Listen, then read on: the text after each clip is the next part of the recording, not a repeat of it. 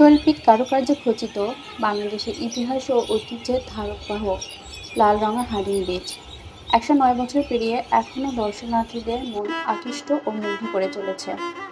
ব্রিজটির পাশ দিয়ে ২০০৪ সালে তৈরি হয়েছে লালন শাহ সেতু নামে একটি সড়ক সেতু, যা পদ্মার বুকে ঐতিহ্যবাহী হাডিং ব্রিজের সঙ্গে এক অপরূপ সৌন্দর্যের মিলেমিশে রয়েছে।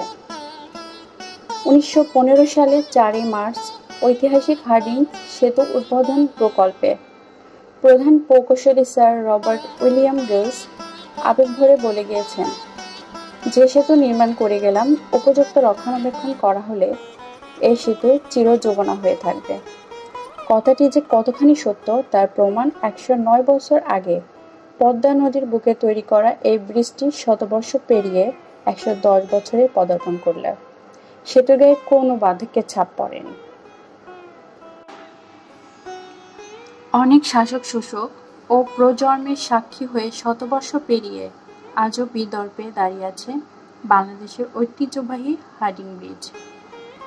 বাংলাদেশের উত্তর, দক্ষিণ ও পূর্বাঞ্চলের অন্যতম সেতুবন্ধন তৈরি করেছে ঐতিহাসিক এই ব্রিজটি।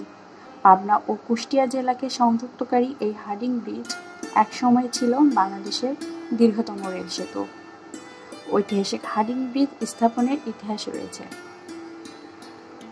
১৮৮৯ সালে তৎকালীন ব্রিটিশ সরকার কলকাতার সঙ্গে আসাম, ত্রিপুরা সহ উত্তরাঞ্চলের নিরবিচ্ছিন্ন যোগাযোগ ব্যবস্থা স্থাপনের প্রয়োজনীয়তা অনুভব করে এই ব্রিজ তৈরির প্রস্তাব করেছিলেন।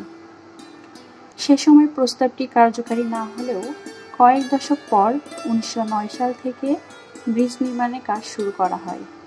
ব্রিজ নির্মাণের সময় ছিল ১৯০৯ থেকে ১৯১৫ সাল পর্যন্ত। প্রায় ২৪,৪০০ শ্রমিকের অক্লান্ত পরিশ্রমে নির্মিত হয় ব্রিজটি।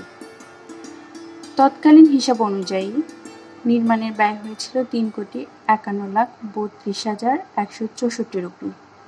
তৎকালীন ভাইসরয় লর্ড হার্ডিঞ্জের নাম অনুসারে ব্রিজটির নামকরণ করা হয়েছিল হাডিং ব্রিজ। ব্রিজের দৈর্ঘ্য ১,৭৯৮.৩২ মিটার বা ৫,৮৯৪ ফুট বা ১.৮ কিলোমিটার। এর ওপরে রয়েছে দুইটি ব্রডগেজ রেল লাইন। ব্রিজটির নকশা করেছিলেন আলেকজান্ডার মেডোজ র্যান্ডেল। ব্রিজের স্প্যান রয়েছে মোট ১৫টি। প্রতিটি স্প্যানের দৈর্ঘ্য ১২০ মিটার। ঐতিহ্যবাহী এই হাডিং ব্রিজটি ১৯১৫ সালে এই ৪ মার্চে চালু হয়েছিল। মুক্তিযুদ্ধের সময় ১৯৭১ সালে পাকিস্তানি বাহিনী ব্রিজের ওপর দিয়ে ট্যাঙ্ক, যুদ্ধ সরঞ্জাম সহ সৈন্য পারাপার করত। ১৩ ডিসেম্বর পাক বাহিনীকে কোণঠাসা করার লক্ষ্যে মিত্র বাহিনী বিমান থেকে বোমা নিক্ষেপ করলে ১২ নম্বর স্প্যানটি ক্ষতিগ্রস্ত হয়। স্বাধীনতার পর যথারীতি ভারত সরকার ব্রিজটিকে মেরামত করে আগের অবস্থানে ফিরিয়ে আনে। এরপর ১৯৭২ সালে ১২ই অক্টোবর থেকে পুনরায় ব্রিজটির ওপর দিয়ে ট্রেন চলাচল শুরু হয়।